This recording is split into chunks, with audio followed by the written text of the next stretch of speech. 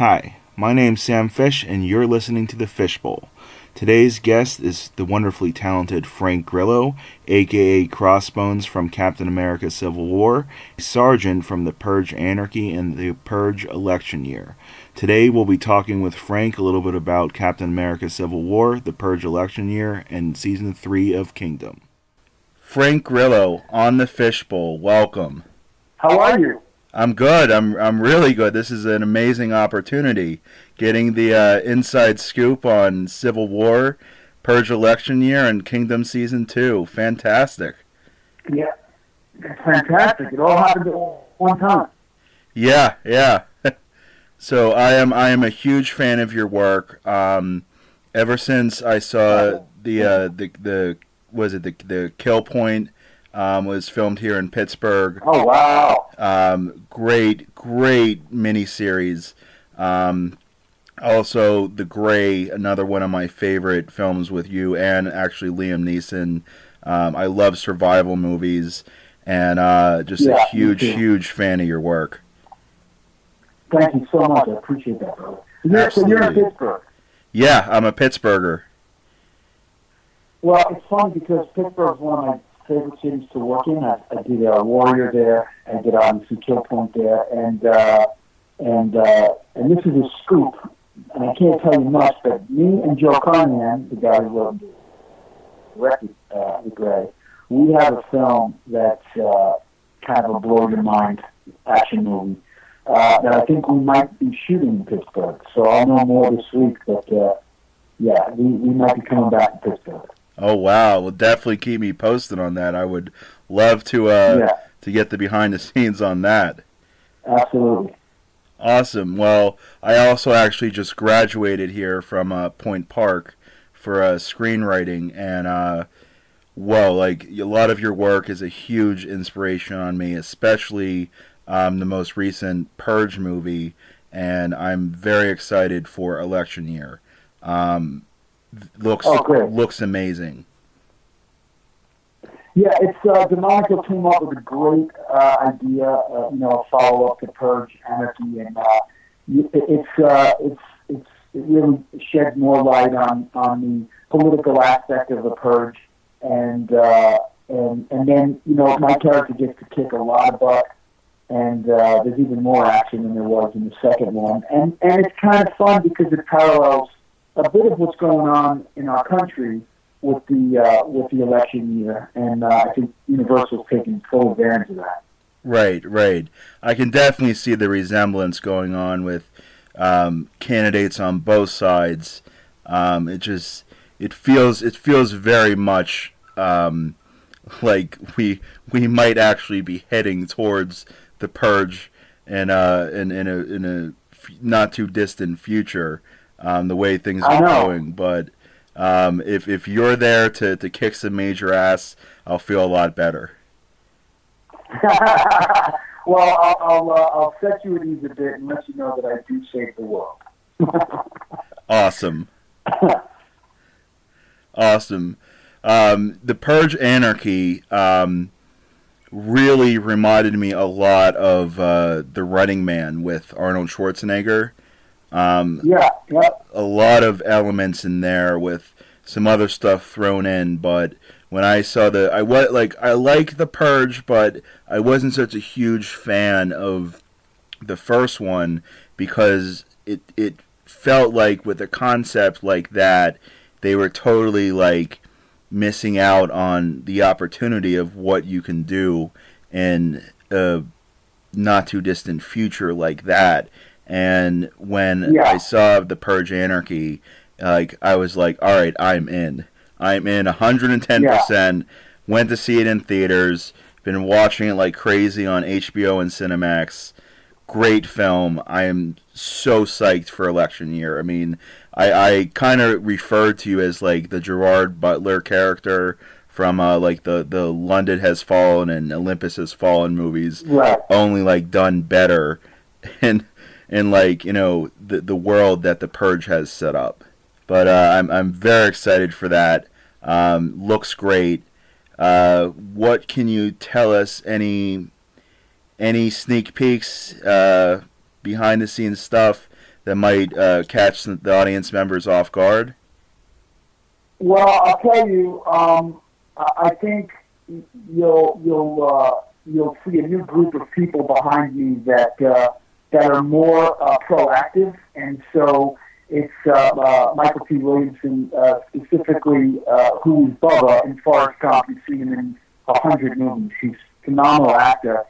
He brings a lot of levity and humor to an otherwise kind of macabre story, and so it's like Captain America actually. When you see Civil War, there's elements of humor. There's so much action, great story. I think everyone's doing a job, and it really exposes the purge, like I said, on a vast political scope. So you get more of an understanding of it, and it leaves it open. It leaves the film open to see what's next. There could be more. So we're excited. It comes out 4th of July weekend, which couldn't be more perfect for us. Universal gave us a great time slot there and has great confidence in the franchise. So all things point to a good summer. Awesome. Again, cannot wait for that to come out. Let's talk about the big blockbuster of the summer, Captain America: Civil War. Yeah. What blockbuster for sure. Yeah, I mean there's so much that I have to ask about that movie, and we only have a short amount of time. So rather than me ask all the questions that I have, like 3 pages worth of questions to ask, I'm just going to throw the ball into your court. And what can you tell us about Civil War?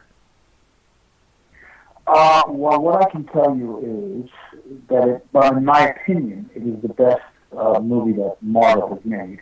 I think the Russo brothers, who, for my money, Captain America: Winter Soldier was, I think one of the best movies last year. Not one of the best superhero movies. They just came and they understand this world like nobody else, which is why they're directing the 2 Avengers movies. But this is a great story of a moral split between Iron Man and Captain America. The characters, like I said, there's comedy in there. There's introduction of Spider-Man and Black Panther, also really cool characters. And there's not as many villains as there normally are because the whole dilemma is between the Avengers. So it's an interesting concept because they're not fighting. It's not good versus evil this time. It's good versus good. Right. Now I'm like a huge fan of the comics as well. Some people are DC, some people are Marvel. I'm both. I'm not prejudiced against comic, genres, companies, and all that. Yeah. Right. But without giving away too much, is there any way we can find out who is not going to make it and who is? Yeah, you can find out. It's easy. Go see it. Go to the movie on Friday. That's what I thought. I just wanted to see if I could squeeze something out of you, but totally... You know why? Because the Marvel police will break my door down. Right. Well, you have my money, sir. I'm gonna go see this 3D, and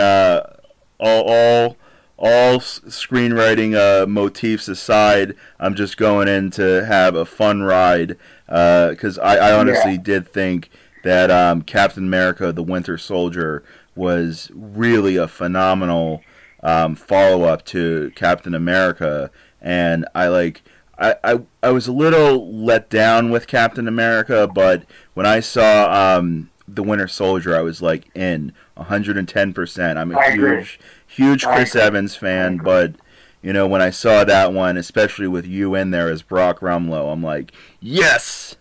That's great. Well, you're gonna have a fun time. It's really a great film, and you'll probably see it a few times because there's so much going on. Absolutely, absolutely. This is the first major blockbuster of the summer. I am so in and ready for this to happen. I've been watching all the trailers, sharing all the stuff on Facebook that pops up because I follow Stan Lee and all that, and it looks phenomenal. I am really excited for it. With a little bit of time left here, let's talk about Kingdom Season 2. It's actually Season 3. Season 3, sorry. TV, but it's actually Season 3, yeah. It's, it opens up with a bang. Something devastating happens between Alvy and Misha, and that kind of sets it off for the season. There's a lot of conflict with my sons again. There's a big reveal with one of my boys that towards the end of the season, I think will shake things up a lot for the following seasons. And it's more of the same. It's just great drama. There's great fighting. I think Alvy's thinking about coming back and making having a fight of his own, and so it's a lot of fun. AT&T now owns DirecTV, so there's a lot more money put into the marketing and the advertising for the show. So hopefully we get more eyes on it and more people get to enjoy it. Well, it looks great. I'm a huge fan of all the cast members that are in there. I mean, it's. I love shows that depict like what the true kind of lifestyle of fighters are. I've loved it since. I've loved it since Rocky. I'm a huge Stallone Schwarzenegger fan, and Rocky really was like the first one that I saw like kind of depict that, and everything that's followed since is just it's a great genre, and we need more shows and movies, I feel like that to kind of bring it back. And I guess Creed kind of started to do that, but I feel like we should be. There's so many like other aspects of fighting besides boxing, and there's now the MFA and all that, and it looks great. Yeah, I have another movie coming out called Beyond Skyline. It's me and Iko Uwais and Yayan, who both the guys from the Raid movies, the genius guys from the Raid movies. And it's me and those two guys, and we fight a bunch of aliens. It's kind of crossing genres and hasn't really been done. And it's a big action sci-fi fight film. Will probably be coming out towards the end of the year, and I'm excited about that because that's like a movie, in the vein of Escape from New York and those Death Wish films that I love growing up. We don't really get a lot of those anymore. So, now you're talking my language. Yeah. If I can totally see you as like the Snake Plissken, Charles Bronson type, character, especially since the way you've like depicted Sergeant from the Purge movies. Like, there's nothing greater than an anti-hero, and I agree, bro. Yeah, you throw an anti-hero into the right role, boom, you have an iconic movie. I agree with you. Awesome. Well, we are at 15 minutes. I'm not sure if you have any more time. If you want to go maybe another 5. If not, I totally understand. I think I got to jump on with somebody else.